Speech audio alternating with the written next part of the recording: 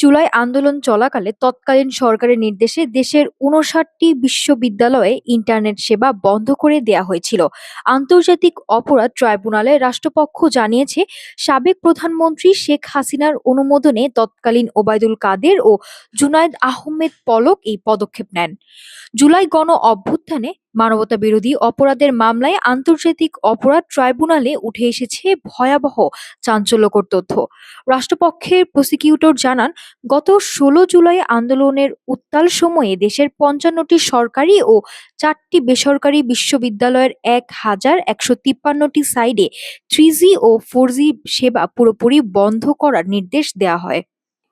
ট্রাইব্যুনালে ওবায়দুল কাদের ও সাবেক তথ্য প্রযুক্তি প্রতিমন্ত্রী জুনায়েদ আহমেদ পলকের মধ্যকার একটি টেলিফোন কথোপকথন উপস্থাপন করা হয়।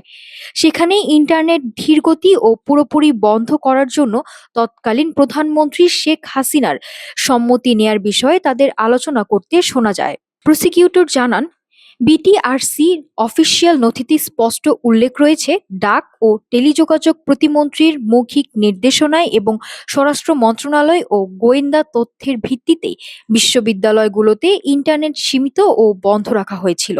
প্রমাণ হিসেবে এসব নথি ও কল রেকর্ড ট্রাইব্যুনালে জমা দিয়েছে রাষ্ট্রপক্ষ। এ বিষয়ে পরবর্তী যুক্তিতর্কের দিন ধার্য করেছেন আদালত। নাফিসা সামিয়া, ঢাকা টুডে।